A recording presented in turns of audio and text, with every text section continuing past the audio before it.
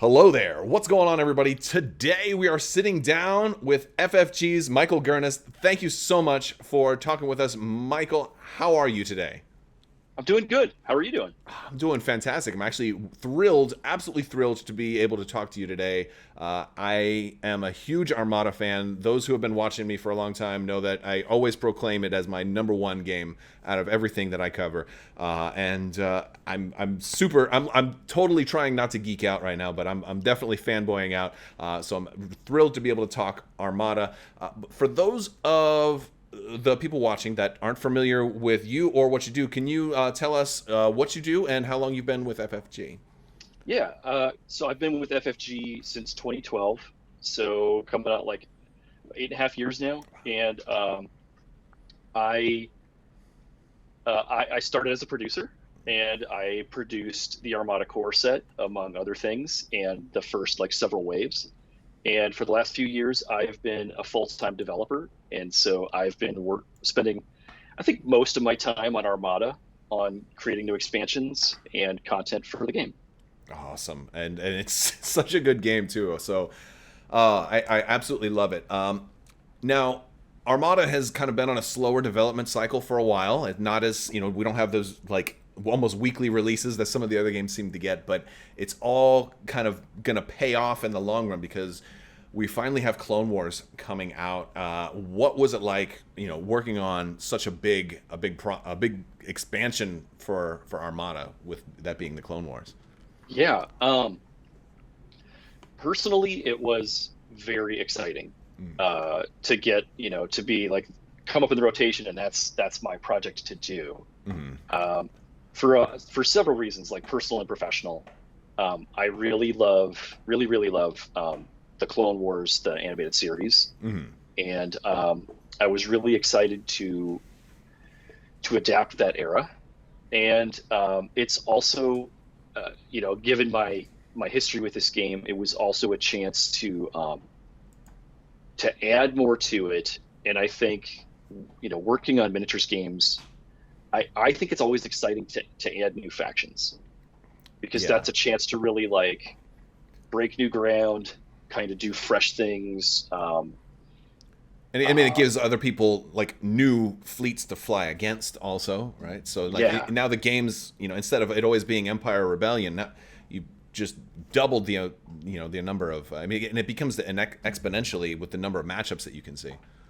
yeah, it adds a lot of energy to a game, Mm, right? Because now there's like, and there's more things for people to say, like, oh, that's my thing, that's what I want to play, right? right. Like if you really have been waiting and you're like, well, I like Star Wars, but I really like the Clone Wars era, and I really like the clones and the Jedi. Like, now here's your chance to play that faction. Absolutely. I have to imagine there's a lot of people now.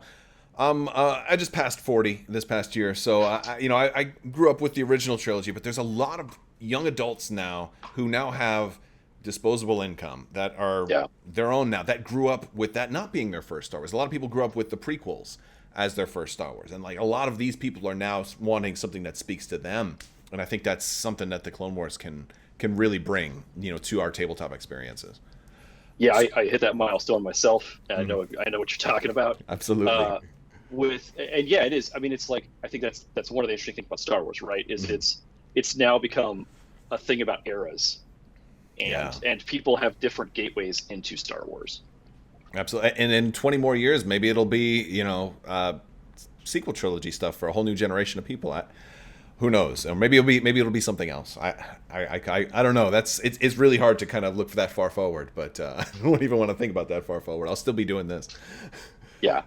Was there? So I got to ask you, during creating Clone Wars, was there an initial fear that, like, hey, we're making ships that are supposed to be able to compete with Star Destroyers, right? Like, these are old ships. First off, and in case anybody's curious, are they allowed to intermix? And if so, was there a fear that, well, nobody could stand up to the Empire? I mean, these are the, like, Venator's old. A lot of these ships are too old. So was that one of the challenges? Well, I think first of all, when you're introduced, I mean, this is an era-based, um, universe, Mm-hmm. narratively. But when we're making new factions, we want people to be able to play those factions against each other. So there's definitely there's no rules against that. We want that to happen, especially in tournaments and organized play. As far as the fact, like what does that mean that we have ships from one era fighting ships from another era? What does that mean for power level? Right. We gave that a lot of thought because it's a really important question, because people want to feel like, well, there's some progression in the ship designs. What does that mean? And Star Wars lore talks about a lot of those things. So we considered it, and it's the kind of thing you have to make a decision about when you're developing a game. And so I felt strongly like, number one, historically, we're talking about a time period, a generation before the Galactic Civil War. In our real world, there's lots of cases of warships serving for decades, in some cases centuries, in times when it was the age of sail, and technology didn't change that much. And I think the fundamental technologies of the Star Wars galaxy don't change that rapidly. And so there's that aspect of, and also in a lot of the stories, we hear occasionally about things being used through the generations, like old warships still seeing service during the Galactic Civil War. So I made the decision that it's not a huge order of magnitude between the Clone Wars and the Galactic Civil War in power level. It's sort of an incremental difference. Okay. So one might be power level 9, one's level 9.5 or something like that. Yeah. And that may just simply translate to, okay, you can play Separatists. You may have more ships on the board than somebody who's playing Imperial Star Destroyers. They may be running only like 2 or 3 ships, whereas you might have 4 or 5. Granted, you can kind of do that anyway, but that's, is that kind of how... I think what you'll see is like the differences aren't stark. It's more that there's a little less hull on the equivalent ships from the Clone Wars era. And also there's a lot of side grade things, because the nature of the crews and the nature of the way the conflict is shown.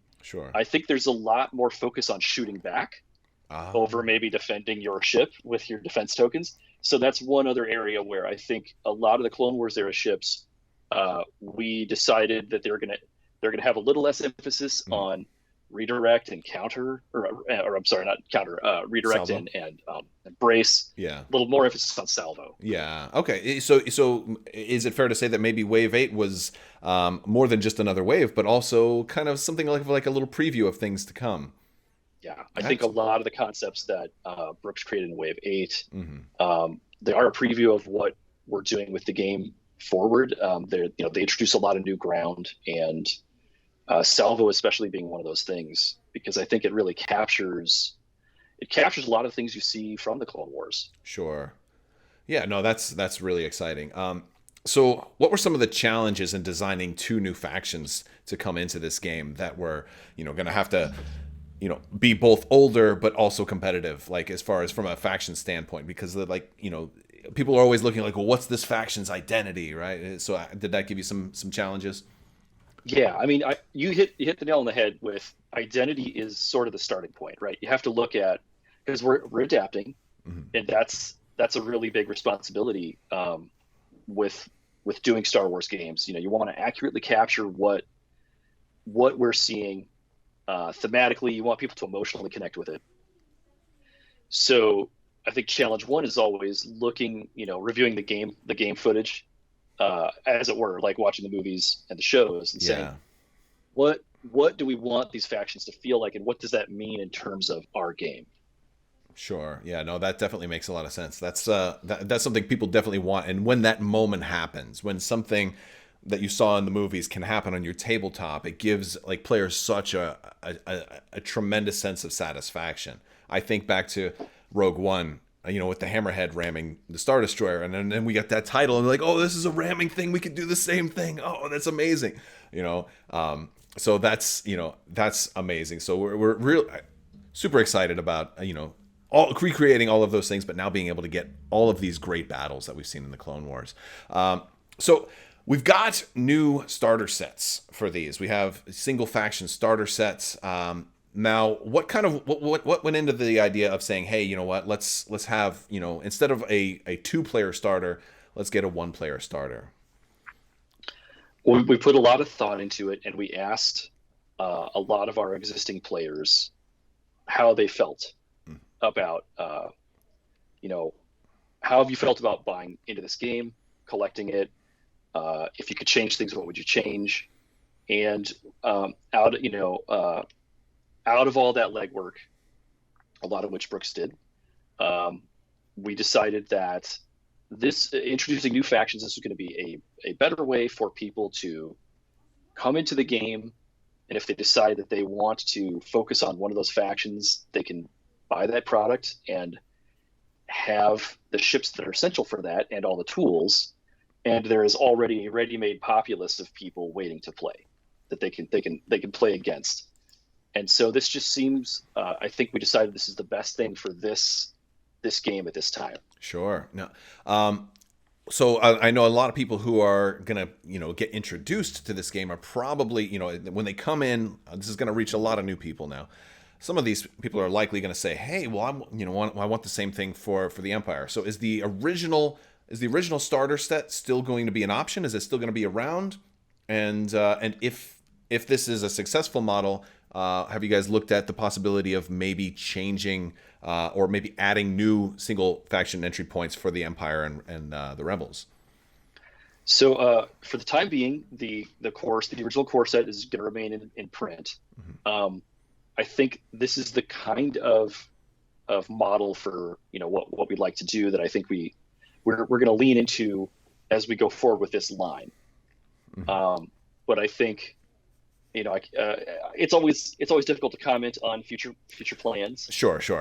But obviously, I think it's the kind of thing that over time that'd be a great thing to do. So like if it ends up being a runaway success, then that's obviously gonna influence the possible directions of the future. Right? Yeah, that's kind of like the stapled thing. Like, hey, if people really want this, after enough time, there's a pretty good chance they'll get it. If you want to, keep asking for it. Right? I remember the first day. This was a couple years ago at Gen Con when they announced that Clone Wars was coming, and they said it was coming for Legion and for X-Wing, and they didn't say Armada, and so I was the first one up in line. And I remember Andrew Navarro was taking questions, and I said, "Hey, I heard you say Clone Wars was coming, but you didn't say Armada," And so like ever since then, I have been clamoring for it, and I'm sure it was at least on the it was probably already in the early stages of development at the time, but like you keep asking for stuff. And it's probably going to show up someday. That's awesome. So this is exciting. Now another thing that's really interesting is the upgrade card collection is coming out, and all of the cards are having their size changed.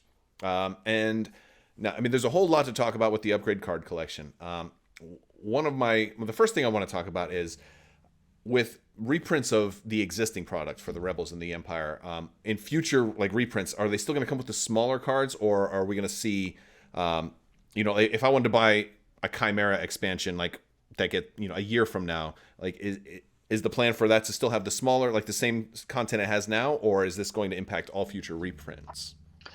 I think this is another one of those overtime things. Okay. In much the same way as there are still X-Wing products in the world that you can buy that are first edition, there are still going to be Armada products from our back catalog that are going to have mini cards. Over time, yes, we would definitely like to update these kits so that when you get it, you get the current card size. But that was a big driver in why we wanted to create this upgrade card collection product, so that right out of the gate you can buy updated versions of all the cards. Absolutely. I know I don't know how much on the on the reprint side you're able to comment on, or if that may be a little bit outside of your particular niche, but I know a lot of new players. One of the demographics I target a lot is new players, bringing people in, and one of the questions I get all the time is hey, I want to get this ship, I want an Architans, I want a Gladiator, where is this, or whatever. And I tell people it's always in development, but do you have any insight into that? Do you know if there's a big push to get a lot of stuff reprinted after Clone Wars comes out, assuming there'll be more demand for product? That is a bit above my pay grade. Sure. But, we we definitely we pay attention to where the store points are Hmm. in the supply chain, and I feel for people that can't get their hands on a product that they really want to play, and that's something that we want to alleviate. Absolutely. Well, I think that's another thing that the upgrade card collection helps soothe. Like somebody who wanted maybe an MC30 for an upgrade, turbo laser reroute circuits or whatever. Now they don't have to buy a ship just for the upgrades, right? Yes. And I think does this kind of represent like a change in that philosophy? We don't want you to have to chase a ship just for a card. We want you to buy a ship because you like the ship. With us introducing multiple factions and this game having a deep enough catalog now, we didn't want to put new players in a position to have to chase old out of faction products, Right. and we didn't want existing veteran players to feel like they were getting short shrift in the availability of updated cards. Right. And this was also a window for us to give the game some improvements and some updates. Okay. I'm gonna probably come back to a couple more questions on the upgrade card collection a little bit later, but it's because it's definitely something I want to talk a little bit more about. So as far as so I want to talk about the factions a little bit. Can you tell us a little bit about like how these two factions are going to feel, or what their play style will be like, and how they might be different than what we've seen already? Yeah. This is something that we put a lot of time and energy into. I think we've really tried to translate what are the essential things about the two factions into Armada mechanics and the way that this game works.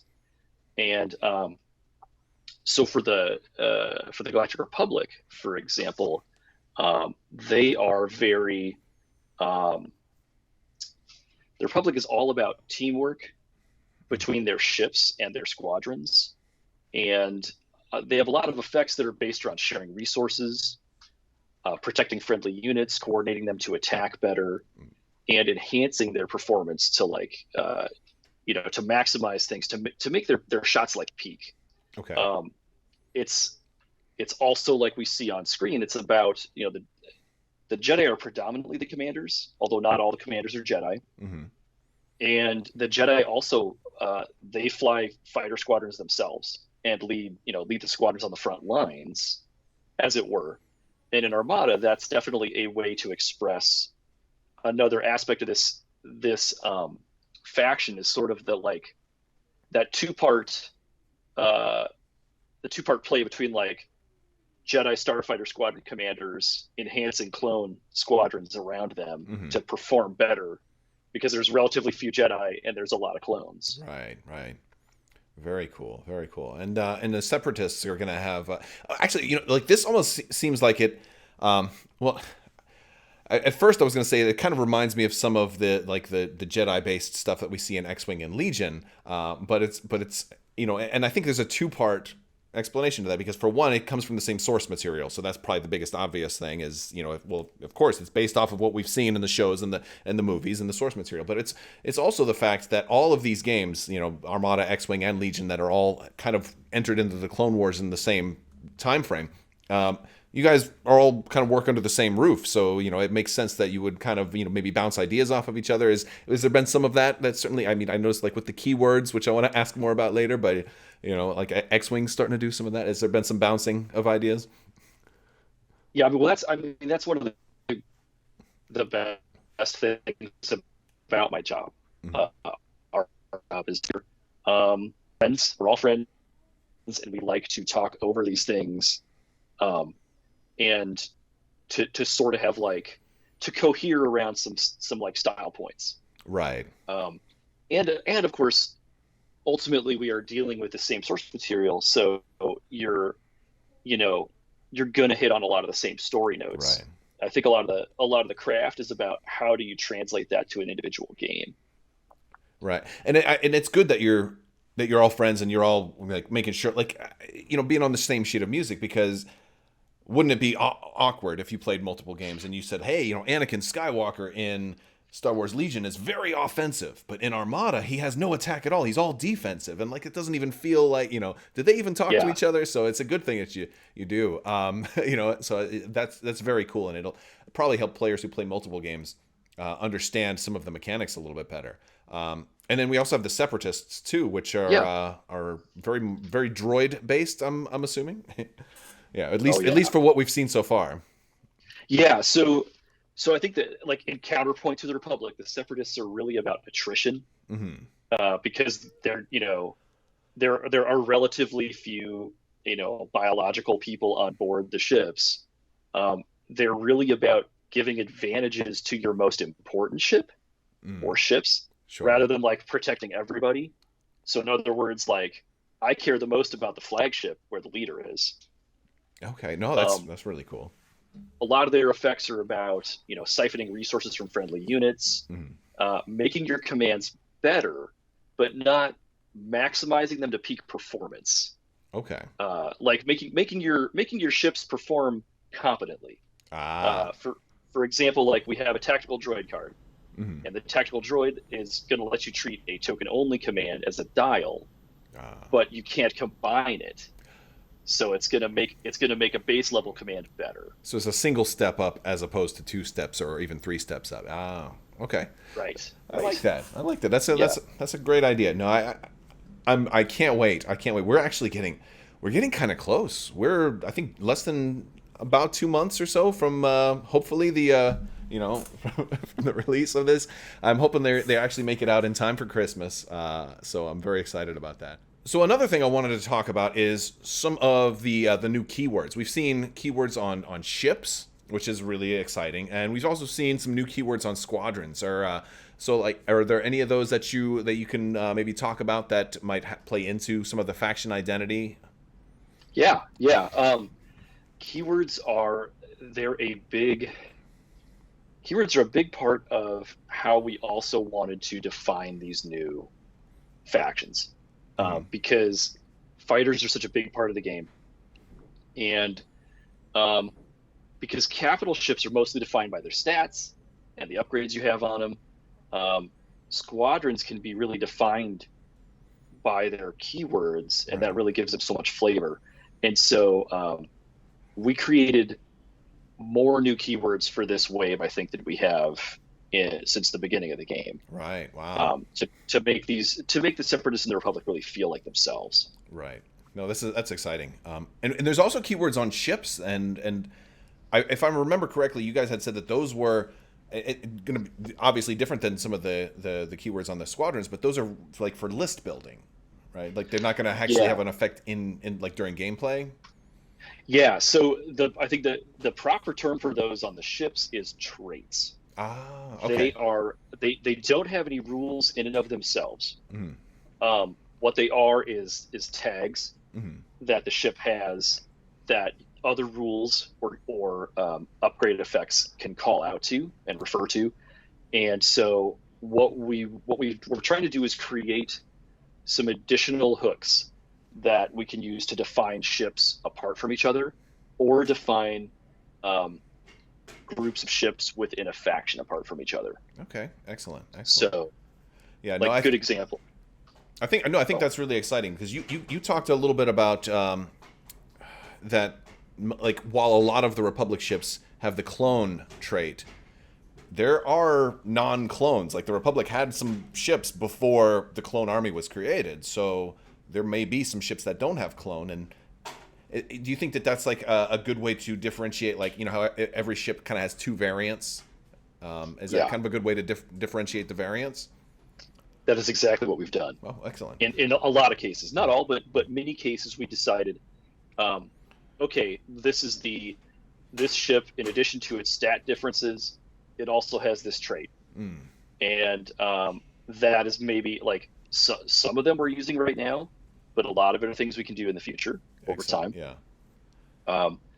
Good example being the Consular class cruiser. Right. That has one variant is I think Senate, and so because that's the senatorial, like, diplomatic cruiser we see in Phantom Menace.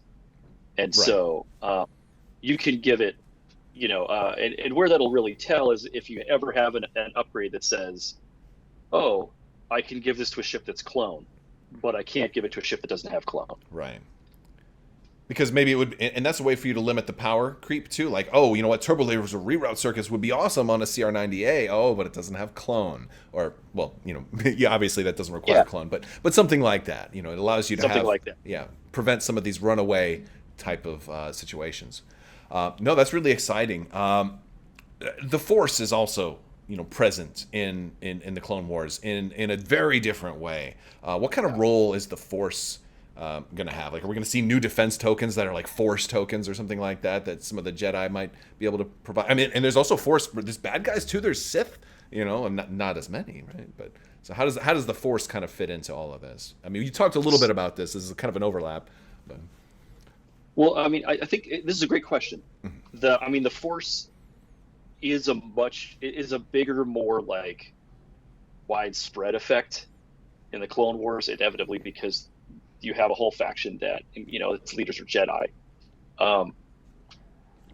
What we decided is Armada is a really high level strategic game. It's about fleets fighting each other.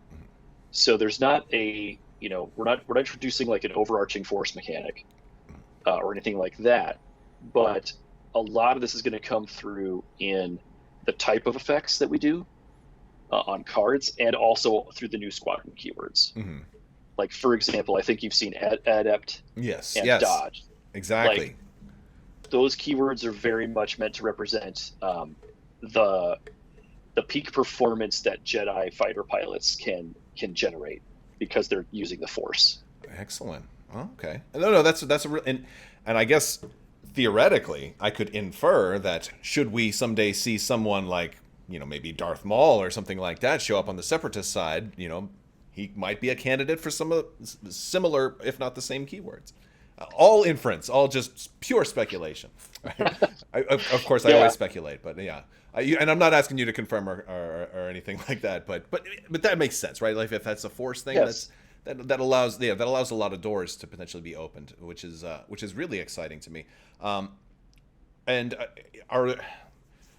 without trying to get too specific, are we also likely to see, we've already seen that there's an Obi-Wan Kenobi commander. Are we likely to see, some Jedi officers that might be able to have, because an officer card you can do a lot with, right? And is that something that we can expect maybe? Yeah. Over time, I think you're going to see Jedi officers. Okay. You're going to see Jedi commanders, Jedi officers, and you'll see Jedi in, commanding squadrons. Because they do all those things, right? Right. So, and we, and it just wouldn't feel right if we weren't representing these characters at every level. Yeah, no, that's one of the beauties of like the officer slot as a whole. It allows you to expand so much more. I'm really excited about this. Another thing that's coming with this is for Armada as a whole. That's not just restricted to Clone Wars. Is there's like a lot of new rules. There's going to be a new rules reference guide. There's and it's kind of being soft called like an Armada 1.5. Is kind of, it's not a 2.0. Your old stuff is fine. You don't have to buy a conversion kit or anything like that. But there's been only a very, very little kind of talked about with some of the new rules. Is there anything that you can share with us related to some of those changes that are coming? Yeah. Well, I think what are you most curious about? Goodness, I have a list that's very, very long. Well, all right. Well, I'll start with a couple of things. One of the questions that I'm curious about is if we're going to see any changes to like huge ships, because they came in kind of late, and there's certain cards that maybe didn't interact with them or might interact with them differently. I talk about Constantine, for example. Like, he's not somebody who's super great, but I always wanted to, like, well, shouldn't he have at least worked if he was on a huge ship? And so, and there's other upgrade cards that seemed like they meant medium and above, but only were written to medium and large. And so, like, is there any, like, inherent changes to huge ships, for example?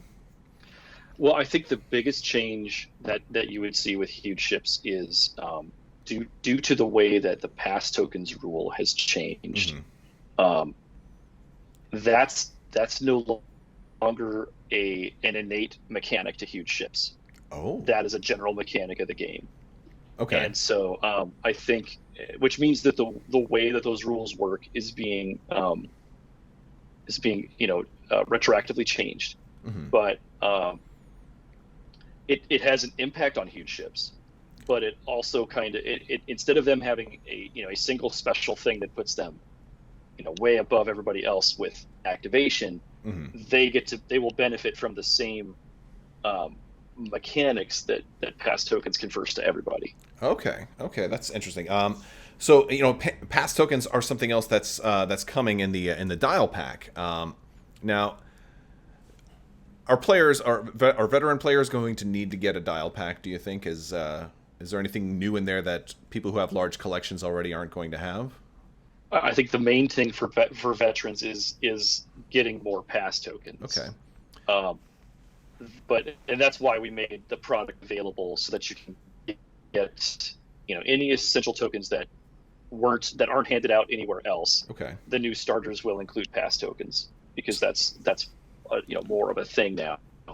So you talked about the pass rule mechanic. I don't know how much you can say, but I'm curious how that's going to work, and if it's going to based on a ship's size, like if you're small you get 1, if you're medium you get 2, or something like that, and also how that will interact with other cards in the game that do the same thing, if those cards are going to see a change. So I guess the first part is, can you outline how the pass mechanic is going to work now, and then I'll follow up with card specific questions. Yeah. So basically, pass tokens is about differences in numbers of activations. And so you're going to receive those at the beginning of the game.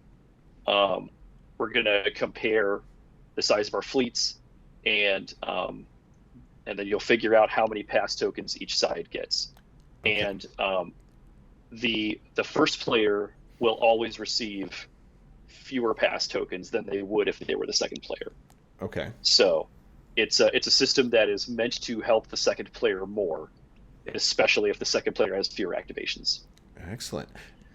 Are the pass tokens, do they refresh each turn, or is it like if you pass too much early on in the game, you're going to suffer late in the game? They're expendable. Okay. So they're going to help you.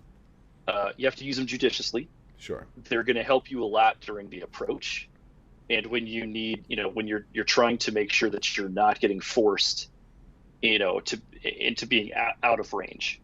So they do those things for you that just bringing other ships would otherwise do for you. So you can build, if I want that fleet that kind of represents my vision, I don't feel like I need to bring 2 flotillas also, otherwise there's no way I can compete. Right. Okay. They could still help. But sure. I don't think that the tokens are intended to help a little bit, to put some of the activations on a little more parity, especially like larger ships. So if I bring fewer large ships, I can still get outmaneuvered. Okay. But I'm not quite at the same risk that I have been. I'm not the sitting duck for the whole round, basically. Yeah. Right. Awesome. Okay, so that's actually that sheds some light on it. That's really cool. I like the idea of, hey, I want to bring a flotilla, but it's because I want a support ship, or I want a squadron activator, somebody small, or maybe even some of the nuisance that they can perform, which is great. Which leads me to a follow-up, is that there's certain cards that kind of addressed this already, and the main 3 being Strategic Advisor, who's universal, and then we have Governor Price and Bail Organa for the Empire and Rebels, respectively. How are those going to be impacted, and are they also going to appear in the upgrade card collection? So those cards, since they directly interacted with your activations, for now they're on hold. Oh. They're not. So we're going to be introducing and focusing on the pass token mechanic, and so those cards are going to be sequestered for a while. Okay. And eventually they will reappear in a new form. You can continue playing with them in casual play, but they probably won't be tournament legal. Yeah, most likely not. Okay. Okay. Well, that's good. That's a good answer. I love the idea of maybe just taking a rework to them. It's like, hey, you know what? You can do something kind of different that maybe is in the same spirit of the card, but you know, that's a great idea. Okay. Yeah. So, wow, this is that's really good information. I wasn't expecting to to get all this. So you're giving some really cool stuff. All right. So we're seeing a lot of new ships coming. We've got even more stuff that was kind of spoiled for like a wave 2 of the Clone War. I don't know if they're calling this a wave 2 or what we're calling like these extra 4 ships that are coming out. But this was kind of teased a little bit, and I know this is far out. But is there anything you can tell us about this next wave, or what has you most excited about this next wave of ships? I can tell you it will be exciting. Okay. I can tell you it will be an escalation. Mhm. I don't know if I can really say a lot more specifics, but I think that Mhm. it'll be a good follow up. Excellent. So once you get in with the starter set and have some practice, it'll be a great way to be like, okay, and now here are you know the real the big fleets. Oh yeah, absolutely. All right. They look like looking at, I don't know if you can say this, and if you can, that's fine, but it looks like at least one the two middle ships, the Venator and the I believe the Providence, based on the sizes of those, they appear like they would be large ships. I don't know. I don't know if you can say that or not. I don't want to get you in trouble, but that's certainly my inference based on like Wikipedia information that's available. But that's exciting because I wasn't sure if we would get too many large ships, especially for the Republic. So hopefully, but but this was really kind of a segue into my next question. Is it's great that we're getting all these, we're getting a couple of waves of stuff for these two factions. But what if somebody watching here is like, well, I just really like the Empire. I just really like the Rebels. Are you guys going to continue to support the Empire and Rebels? Yeah, well, we know how important. I mean, the challenge when you're supporting a game with multiple factions is making sure that everybody gets something. We don't want our veteran players to feel disenfranchised because their favorite faction isn't the featured one. Mhm. Our focus in the short term definitely is on getting the Clone Wars products out. Right. So I think Rebels and Empire are going to have to wait a little while, Hmm. but and the main way that we're supporting them in the short term is through things like the upgrade card collection, Sure. because that's a way for everybody to get the most up to date cards. Okay.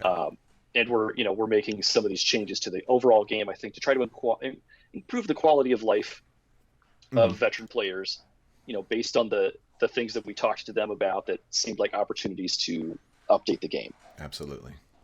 Okay. But I need my Dreadnought Endornian gunship now. Okay. No. All right. So.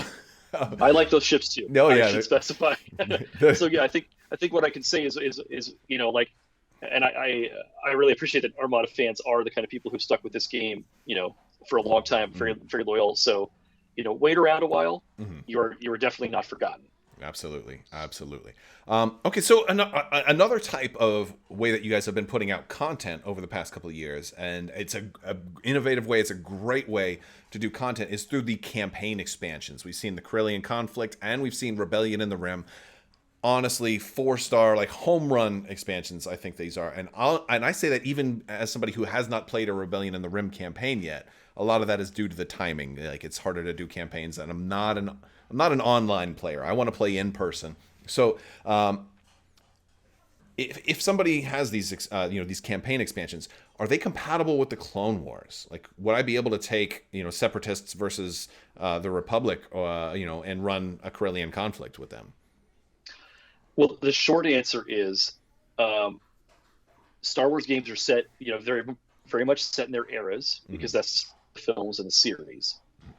And the released campaigns, their Galactic Civil War campaigns, they are what they are thematically. Mm-hmm. They're about the Empire and the Rebellion.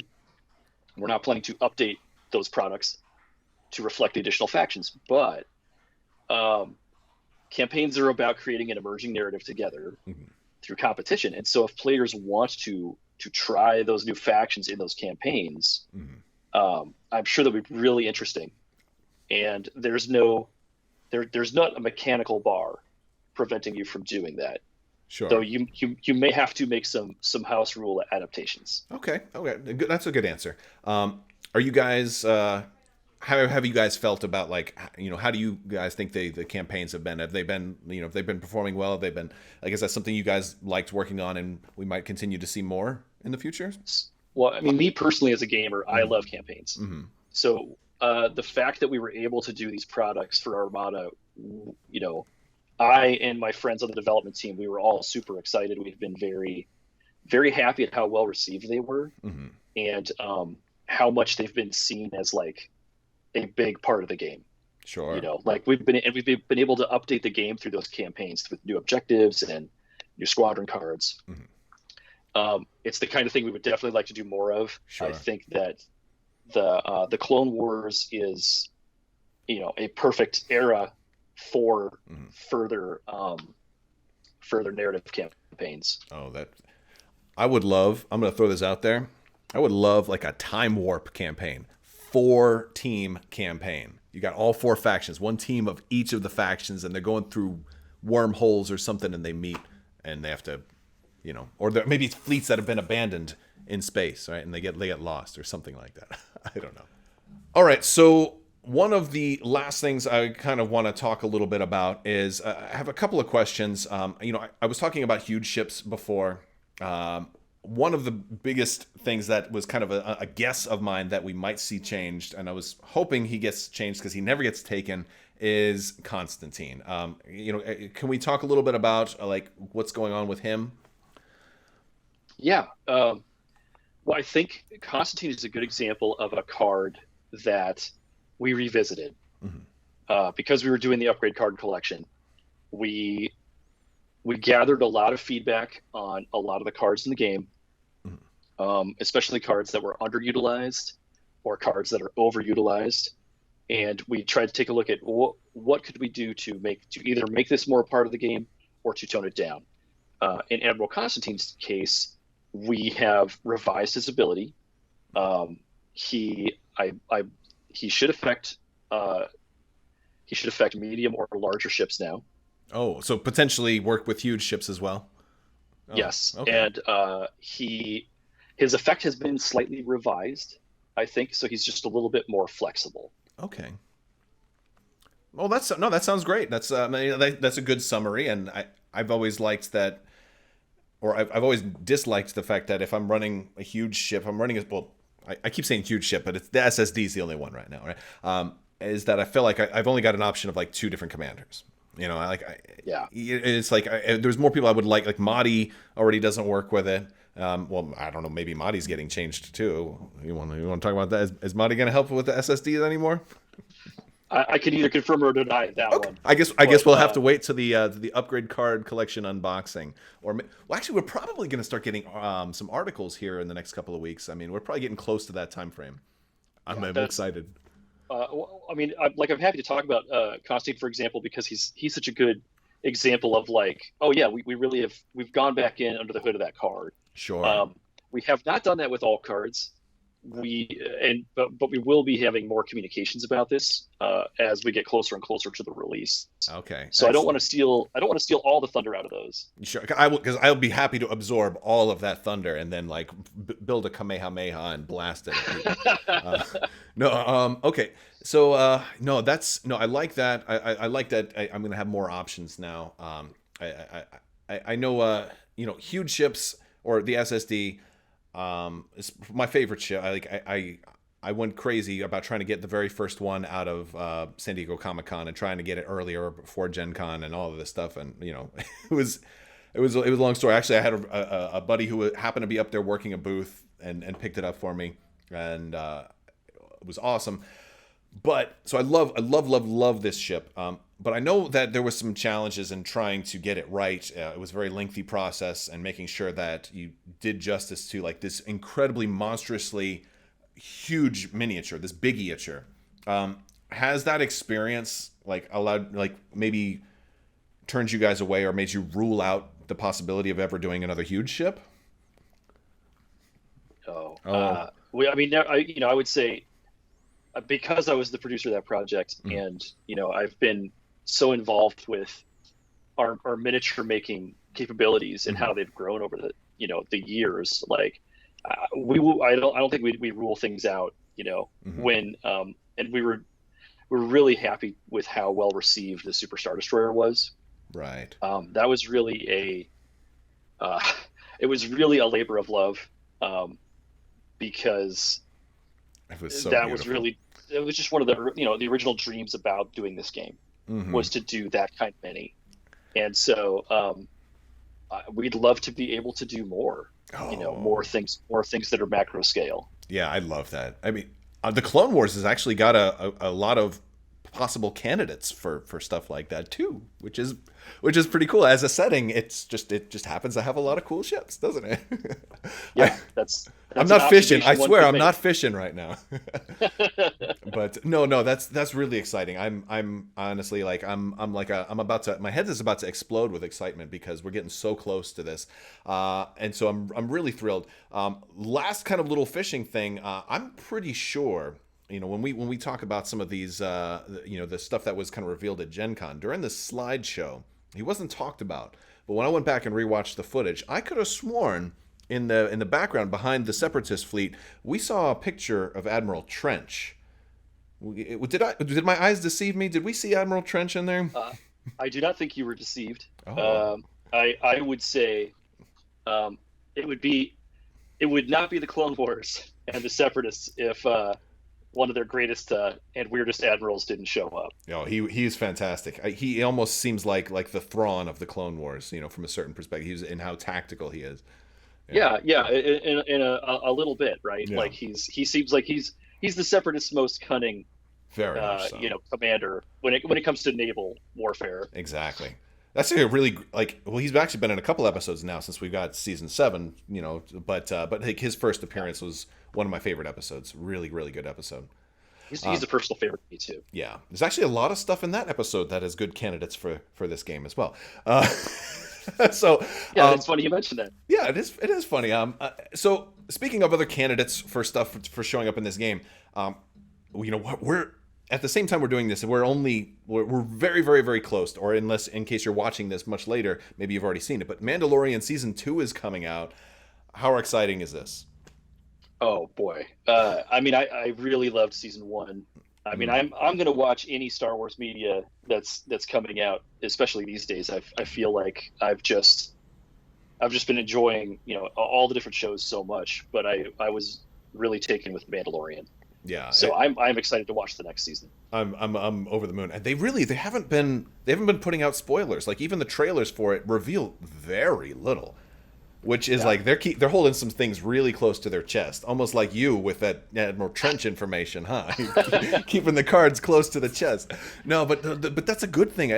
Are you hoping to see some potential Armada stuff show up in the Mandalorian? I don't know if it's that kind of scale. But I do know that I'm a close student of whatever Star Wars media is coming out for personal and professional reasons. Yeah. I'll be very interested to see what shows up, and like the stuff that seems like oh, that should really show up in one of our games. That's the kind of stuff that we take special note of. Okay, so you're telling me Baby Yoda Commander confirmed for 2021? All right.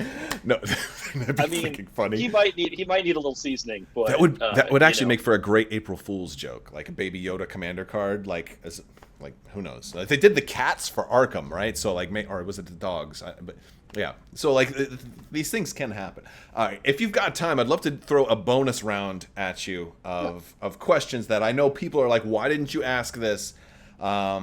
So like rapid fire questions, and if you can't answer them, do your best. Are you cool for the bonus round? All right. When are we getting the First Order? Cannot comment. When are we getting the Resistance? They'll show up around the same time the First Order does. When are we getting that stealth ship, and how will cloaking work in Armada? Have definitely thought about it. Cannot tell you any sort of schedule. Where's my Dornian Because- gunship? No, I already asked that one. I let that one slide earlier. How about space stations? Like, I've got Deep Space Nine. It sits on the battlefield, looks great, right? Yeah, like space stations for Armada. When are they showing up? I need a release date actually for this one. Well, I think there are some interesting armed stations out there in the world of Star Wars we've seen before. Stay tuned. Okay. How about the Chiss Ascendancy? There's some new books. We got like a lot of. They have a pretty competent navy. When are we getting that single faction starter? Well, was Admiral Thrawn not enough, or do you need more? I personally, I need more. I need a lot more than. I mean, Thrawn's good. But I mean, Admiral Aralani, she's pretty awesome too. If you read the books, I mean, the Zahn books are great for that. I have not had a chance to read that particular one. He's starting a new like trilogy Zahn now. a lot. Yes, he's honestly. I read a lot of books. A lot of the Star Wars books, for me, honestly, I mean, they're Star Wars, so I read them, but they could, they're like 5 out of 10. But the Zahn books are all the way up there, and Katana Fleet. Where's the dreadnoughts, right? Multi-faction. We need those dreadnoughts. Like maybe the number one most requested ship in this whole game that I see from fans, at least. Where's our multi-faction? I mean, I know it's Legends stuff, but I mean, surely you can twist Lucasfilm's arm, right? Well, I mean, those novels made a huge impact on me. I don't think I'd be doing my job without them. So that's definitely a personal favorite. Oh, yeah. As far as plans around it, that's another one of those like hang around, and you'll be surprised maybe one day. It's exciting. And where do you think Thrawn and Ezra are right now? I think they're probably still in the same galaxy, but I don't know. I mean, that's like a 90% chance. Yeah, they probably want them to be close enough that they can reunite with, existing assets and characters at least at some point, right? I would be very interested to see that happen. That's going to be. Hopefully, we get news for that within the next year. I can't wait to see what they do with that. All right, Michael, I want to thank you so much. I think that kind of wraps up most of the questions I have. I really appreciate your time sitting down and talking. I know this is. I know you're a very busy individual. I know you're trying to get this stuff launched, trying to get more stuff hopefully developed. I can't wait to see what you guys have next. Thank you so much, and may the force be with you. Yeah, thank you for your time. This has been really fun today. Absolutely.